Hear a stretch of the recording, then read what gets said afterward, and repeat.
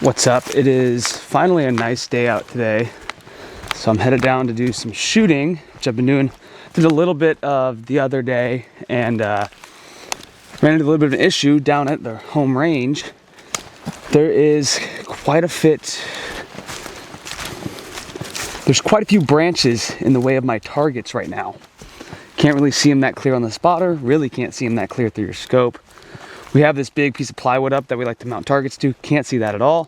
So I'm doing a little bit of clearing and then a little bit of shooting today. Gonna test a few new bullets through the 7 mag, see which ones it likes, and hopefully find a load that just works really well with my gun. So here is the little setup for where we shoot. It's 100 yards from the targets exactly. Targets are way down there.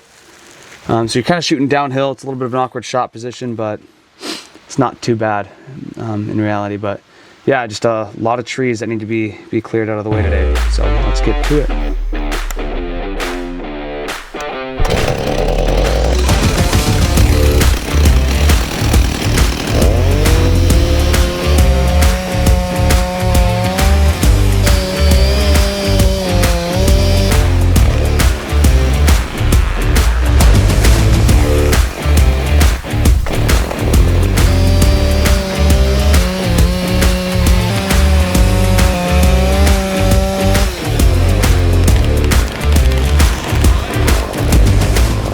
Good tree.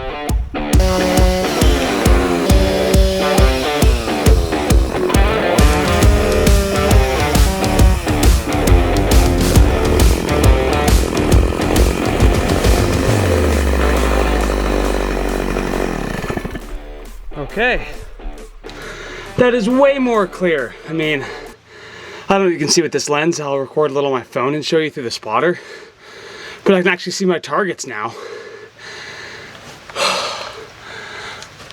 I'm out of shape. Ugh. If you don't know, I shot my foot on Thanksgiving in a hunting accident, so this is like the 3rd week of me being back up working full time and like being back into it. So definitely a sober reality of sitting on my butt healing for 2 months, 3 months, and how out of shape that'll get you. But good to be back. Okay, so we got targets. Got a piece of cardboard to put them on. So the way I do this is I have my 4 box ammos that I'm shooting. I've been shooting this one for the past 4 years. It's shot great, but this season I had 2 bullets not expand out of it, and last season I had 1. All the animals were retrieved, but the entry hole and the exit hole were the same exact size.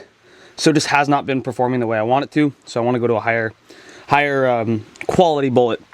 So I'm looking at the super performance from Hornady, which I've heard good things about, Precision Hunter, and then the Outfitter. I've heard good things about all these.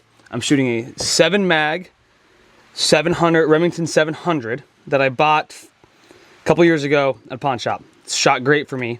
So I'm hoping I can get some semi-decent groups. So what I'll do is I'll write down the name of the bullet and the grain on the cardboard and then put a target beneath it and do 4. And then I'll take 3 shots at each one, aiming for center. And all I care about is how tight is the group. If I hit low to the right, my group's this tight, that's pretty good for me because that means that I can just, with my scope, adjust and dial and change the point of impact.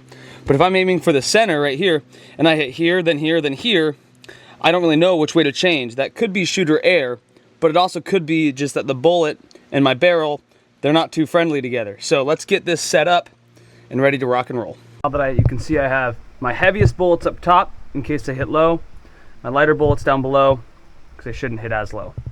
So let's go set this.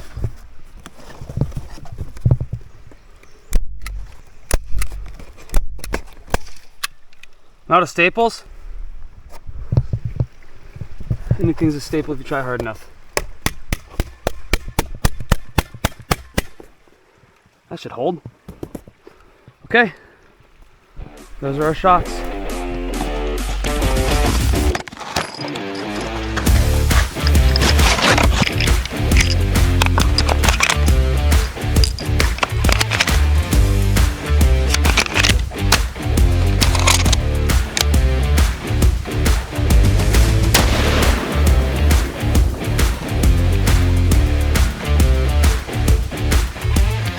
Looks like I hit dead center high.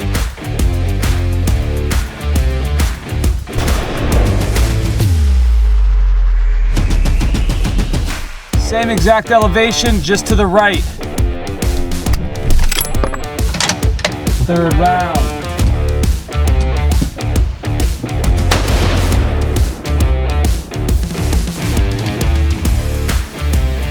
Top center red dot. So that wasn't awful, that wasn't amazing. Not exactly what I was hoping for out of that bullet. But it is 162 grain, so it's heavier than I've ever shot out of this rifle. And I'm not shooting from the most stable position ever. So the next one up is my Super Performance. This is a 154 grain SST.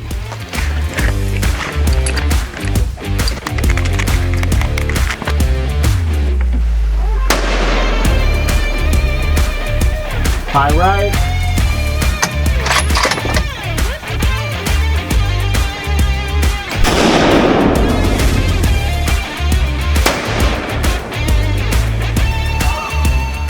Dude, oh my gosh.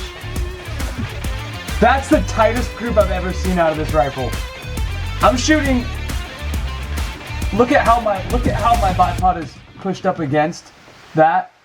I'm pulling back a little bit to get it in the right angle. Let's go! Let's go, dude! Oh, that makes me so happy. Freaking stoked. So far, that's our best shooting one. I know we're only just about 2 into it, but also, best snack ever. I'm stoked with that. That's the best group I've ever seen out of this gun by a long shot. Next up we have these Outfitter.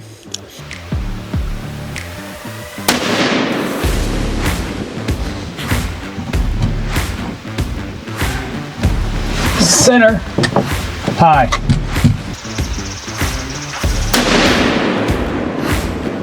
Just below the first one.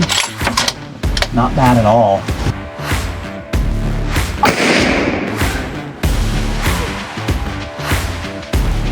But further right.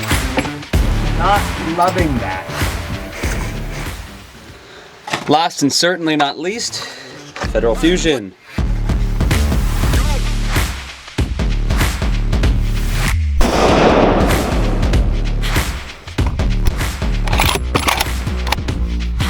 A little bit high, a touch to the right, but we're pretty much in the top of the red with that shot. Oh, surprised the shit out of me. High, right, again. In the middle. That's crazy. Walk down and go take a closer look. So this was the 162 ELDX. It's like a 2.5 inch, 3 inch group, I would say. Then we have the 154 SST. That's a tight group. That's probably the tightest group I've ever seen. I'd say that's an inch plus group, so just over an MOA group. 150 CX, quite a bit bigger of a group again, similar to that ELDX. And then 150 grain Federal Fusion.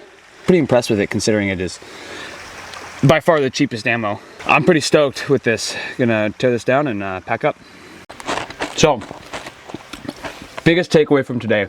More expensive does not necessarily mean better as far as grouping goes. And it's just a matter of finding which one your rifle likes. I'd say grab 4 to 5 different box ammos for whatever caliber you have. And if you haven't done this, that is, grab 4 to 5 box ammos, go set up at 100 yards, we'll try to get into a super stable shooting position, take 3 shots of each one at the center of the target, aim at the same spot every time. It doesn't really matter if you're necessarily hitting in the center, because what you're looking for exactly is how close together are they. If here's, like I said in the beginning, if here's the center, and you're hitting here, But you hit all three right here, you can adjust your scope and your point of impact through your turrets to get your bullets to hit where you want to hit. But if your center's here and you're hitting here, here, and here, there's no really clear direction of which way you need to adjust your scope. And if you keep hitting like that, the further you go out, the further it's going to be. So for a 1 MOA group at 100 yards, that's a 1-inch group. So it means you're inside of a 1-inch circle is 1 MOA, which means that 800 yards, 1 MOA is 8 inches. This is something that I didn't learn until a little while ago, but shooting a 1-inch group at 100 yards is actually pretty freaking good. That's an MOA group. And for most hunting scenarios, that's going to be a group that's tight enough to shoot out to 400, 500 yards and still have an ethical, lethal shot on an animal. And that's my biggest thing, is I want to be an ethical hunter. I love taking the time to dial in my gear and practice and hone in my skills as a hunter, whether that's archery, rifle, shotgun, whatever it is. I just want to be better at it so that when it comes to that moment, I can make the most ethical shot possible. That's my my takeaway from today. Yeah, I'm pretty stoked. That's for a $400 pawn shop rifle with a nice scope on it. That's a pretty dang good group. So I am going to do some long range testing probably sometime in the next few months. Go over east and do that. Shoot 400 or 500 yards, see how good of a group I can spit out at that range. So yeah, pretty freaking happy. But I hope you guys learned something. I definitely learned something. So hope you guys have a good one.